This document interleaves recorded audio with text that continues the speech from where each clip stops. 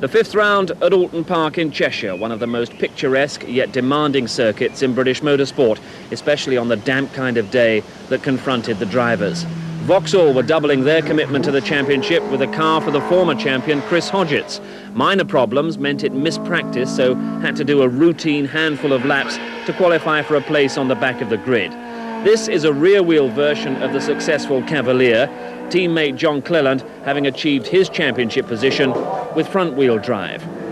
I feel at the moment the front-wheel drive car is a better balanced car. The whole idea of Chris driving the car now is that we get some race experience with it and try and develop the car within a race. I still think that the front-wheel drive car it has a better balance and therefore is quicker through the fast corners. The car is not quite so good as the BMWs through the slow corners, but what we lose there we more than make up for in the fast ones. So at the moment I prefer the front-wheel drive car. But I'll tell you after today.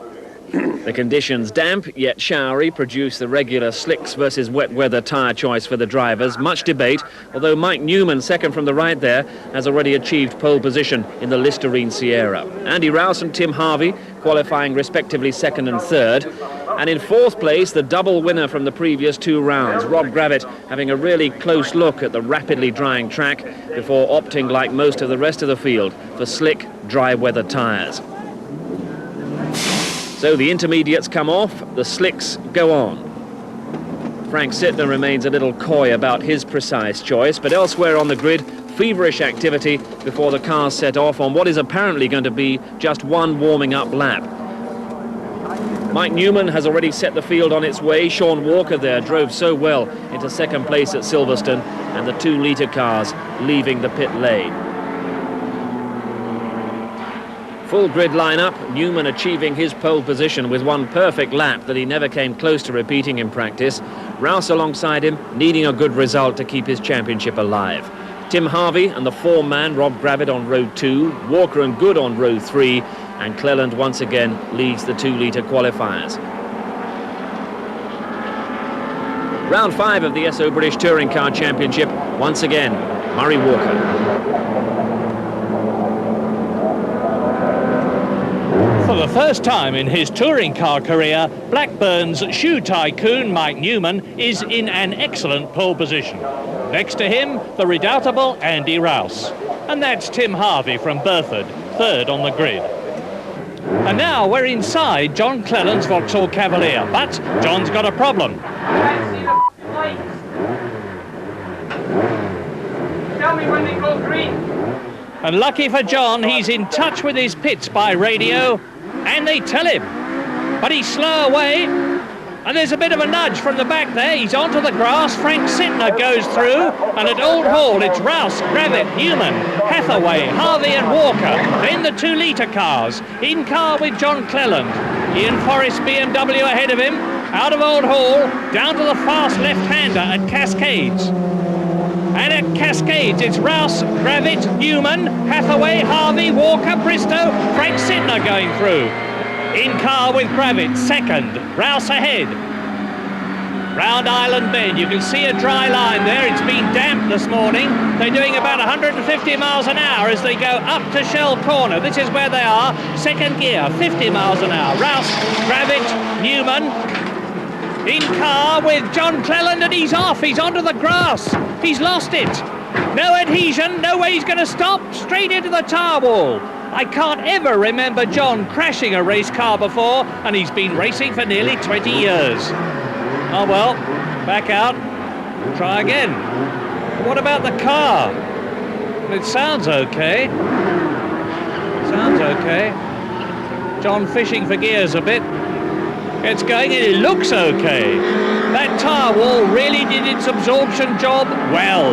Druids, Rouse leads, Gravitt second, Newman third, Harvey fourth. Then it's Hathaway, Walker and Bristow together. Lodge corner. In car with Rob Gravitt.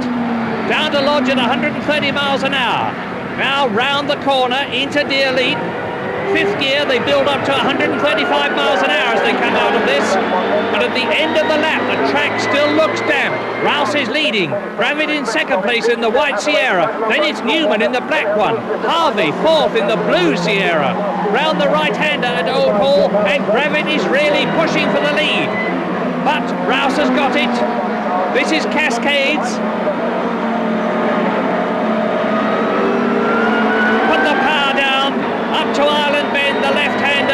water on the left. There goes the cue. It's a blistering pace. Now, this is a replay of John Cleland at the start. Excellent 8th on the grid. Fastest 2 litre. Graham Good ahead of him. Gets going. There's a little bump from the back. Onto the grass. Frank Sittner goes through. Now up to Old Hall Corner, the first right-hander.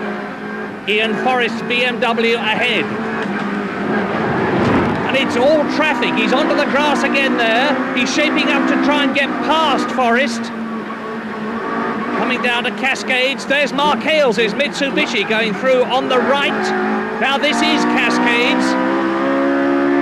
Cleland coming up. He's going to take Forrest in a minute. He's going to bob out from behind the boot lid of the BMW, and he does it. And now he's going to try and take Mark Hales. There's another BMW in front of him.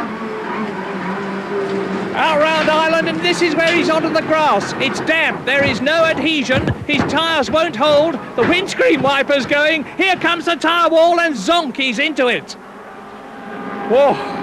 But up at the front, Andy Rouse leads Rob Gravitt, the 2 top men of 1990. Between them, they have won all 4 races so far. 2 each, very closely matched, into Fulstons. Second gear, 60 miles an hour. Now up to the crest. Down to Knickerbrook, the fastest part of this magnificent circuit at Alton Park. Rouse leading, Gravitt second. Well over 550 horsepower from their turbocharged engines. And that is Netta Lindgren, the woman Swedish driver, out of the race, the leaders. And it's difficult to see how Rob Gravitt is going to be able to catch Andy Rouse and get past him now. Down to Lodge, 2 wins each. Here's the right-hander at Lodge coming up, and Gravitt is challenging, and Gravitt is through. Rob Gravitt goes through, magnificent manoeuvre, through on the inside to lead as they complete the lap, and the pit crew from Trackstar is overjoyed. Gravitt, Rouse, Newman, Harvey. And the 3rd and 4th men are still very close together. It's a clear track in front of Rob Gravitt, and there are the BMWs, the 2 litres, and the Mitsubishi. Marnie, Hall, Hales, Forrest, Baird, Whale, Chalmers. And now we're with Jerry Marnie. He's leading this pack. It looks peaceful when you're with him, but it's all action behind, and here are the leaders. No quarter. Rob Gravitt in the White Sierra leading. Rouse second. Mike Newman is still holding off Tim Harvey, 3rd and 4th. So now, up to Druids, the right-hander. Can Andy Rouse do to Rob Gravitt what Gravitt has done to him? Take him at Lodge. They're using different makes of tyre. It can make all the difference from now on. It's still Newman in 3rd position. Still Tim Harvey in 4th position. Then Sean Walker. They're all in Ford Sierra Cosworth turbos. 2 litres, turbocharged. Terrific car. And Gravitt needs all of it to keep ahead of Andy Rouse. There goes Newman, that's Walker. Now the non-turbos, they're close too. Marnie, Hall, Hales, Forrest, Whale, Chalmers. Into Dearly. In car with Marnie. He's leading this batch. And it looks damp. Yes, it is damp. He shows us where it's damp. Going out, and that's Cleland. Cleland locks up. He's done it again. John Cleland's done it again. And he's made a real job of it this time. Wow. Lucky he's got a reverse gear. Backwards onto the track. Bumper off. That's made the car a bit lighter anyway. Now, John Cleland has had virtually no sleep for a whole week because of all things he has had non-stop hiccups. It must have exhausted him. He must be furious. This is most unlike John Cleland. Now here's a replay. Out of Druids. Up into 4th gear. Down into 3rd gear. Lining up the car. Now the tyres are locked up. No way he's going to stop. In for the 2nd time. Here it is from the outside. And you can see straight in. And this time he really has damaged the Vauxhall Cavalier. Look at it. But amazingly, the car seems okay, and he's dragging a brake cooling pipe. Jerry Marnie, Winker going, he's touring, Jerry Marnie's in trouble. But now we're with Harvey, straight past Mike Newman into third position. So, Marnie to the pits. I'm not surprised. Up comes the engine cover. It sounded a bit rough as he went past. Well, there's the BMW four-cylinder engine. And here is John Cleland, that brake pipe hanging by a thread, and he's really struggling to keep up with the Vauxhall. Look at it. So there, third, fourth, fifth. It's as close as that. Harvey, Newman, Walker, Marnie out of the pits. Now that engine sounds like old boots to me. Really rough. Look at him prodding at the accelerator. They're all streaming by. Marnie rejoins the race. And it doesn't sound at all happy. Now here are Harvey, Newman and Walker, the three Fords. Still third, fourth, fifth. No change there. Going strongly. But Marnie isn't. He's out of the race, he's pulling off the course. Jerry Marnie stops the BMW M3, his race is run. So, Gravett leads, Rouse is second. Here are Harvey, Newman and Walker, third, fourth and fifth. There's quite a gap now between the second and third, but Walker is going for fourth. Sean Walker, the ex-Sports 2000 driver, is attacking Mike Newman's Ford, and he's through at Knickerbrook. And that's about 130 miles an hour. Out goes the board, and Gravett leads. Rouse is second, just 1 second between them. And Andy's got something trailing now. It seems to be catching. Down to Cascades.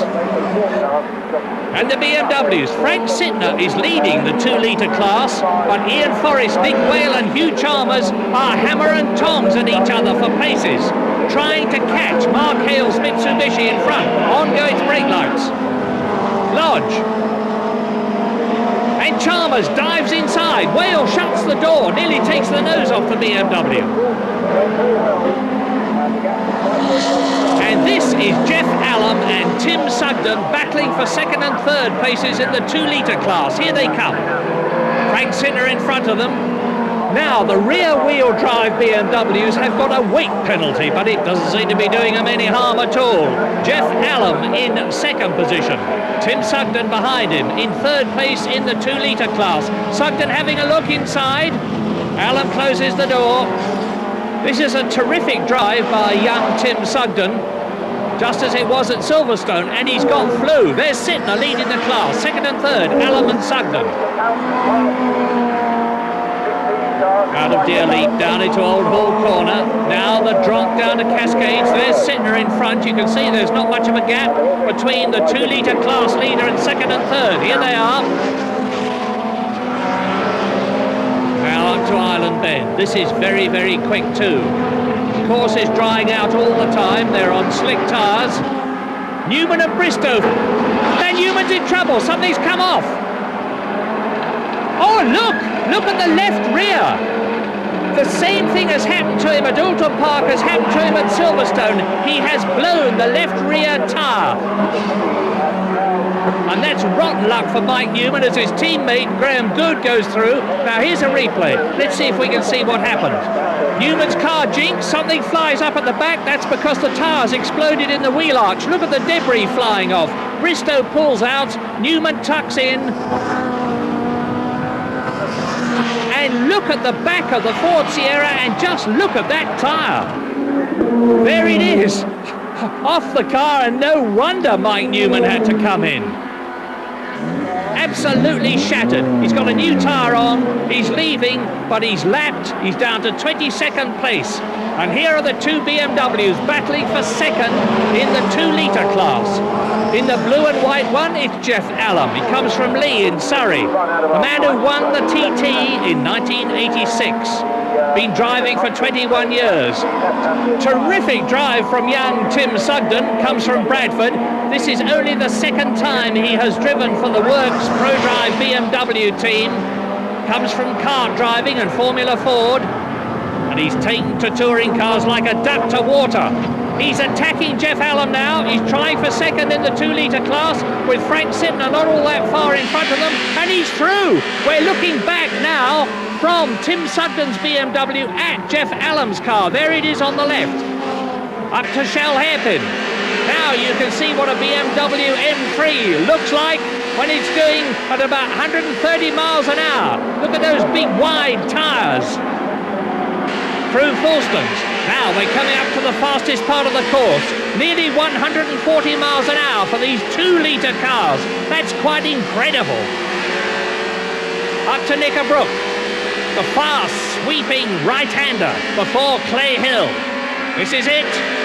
And there's Sugden, second in class. Jeff Allen down to third in class. And that is not a rebuilt John Cleland Cavalier. That is Chris Hodgetts in a second rear-wheel drive Vauxhall Dealer Sport Cavalier. He started from the back and he's being lapped by Rob Gravitt. Rob Gravitt goes through. Now we're with the race leader, Rob Gravitt, coming up to the closing stages of the race, up to Shell Hairpin.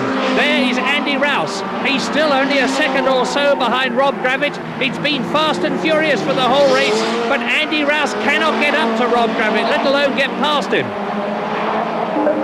Ray Arms in the pits. Looks as though his Honda Civic has got a problem, and so has Ian Forrest. It's busy in the pits. New tyres for the BMW. Tim Harvey, a lonely third position. He's well behind the leaders, but he's looking good for 12 points for third position, unlike Silverstone, where he failed to finish.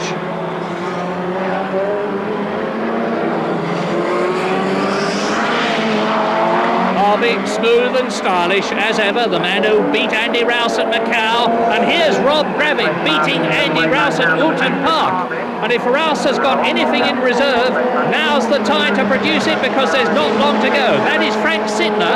He's just ahead of both the leading Fords. He is leading the 2-litre class, of course, but he's about to be lapped. Now, through to complete the lap. Gravitt leading. Rouse second, into Old Hall.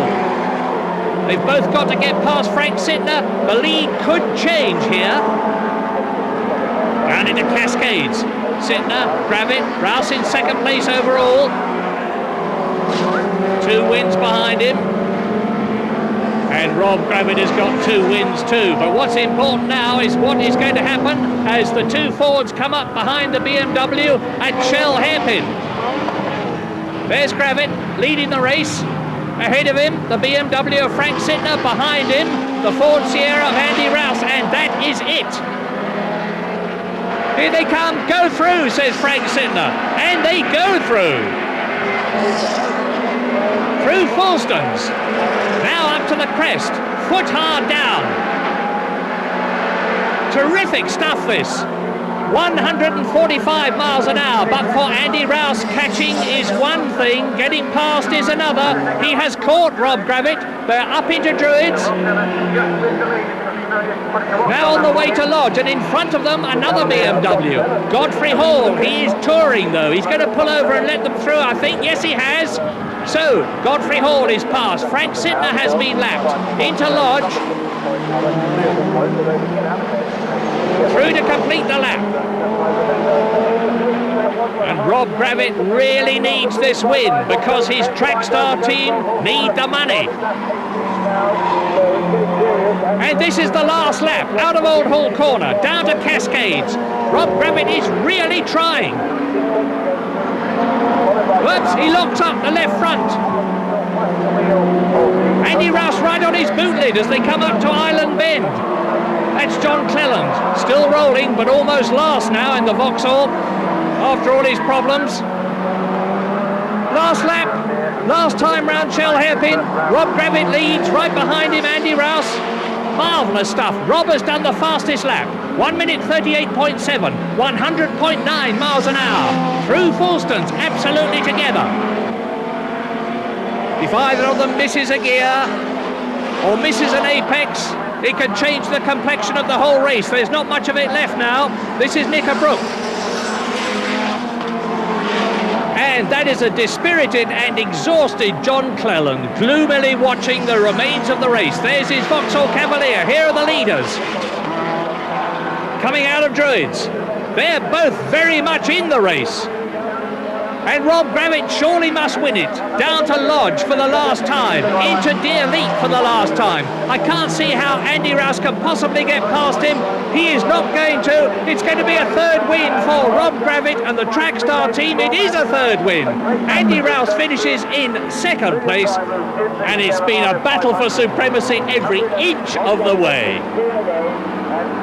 Frank Sidner winning the class and retaining his overall British Championship lead. Round the last corner, and there is Tim Harvey finishing in third place overall. Frank Sidner retains his championship lead then after, as ever, a super race at Oulton Park. One of the best of the championship so far, but it completes a hat-trick of wins for Rob Gravitt, who's now taking a real grip on Class A. Andy Rouse tried everything he could in second. A lonely third for Tim Harvey. Sean Walker's having a good season, figuring well in the championship. Lawrence Bristow taking fifth, and a tough battle between Hathaway and Good for sixth. Hathaway coming out in front. But a perplexed Andy Rouse, 2 wins this season, but now Rob Gravitt has 3. Andy made me work for that really right from the start. I thought I might have been able to pull out after about 10 or 12, lap 10 or 12. No way, he had me on my toes all the time. That was the hardest race I've had for a long time. It's hard work out there. By contrast, a shell-shocked feeling in the Vauxhall camp. John Cleland claims he's never crashed a race car before, and here he's gone off twice in 3 laps.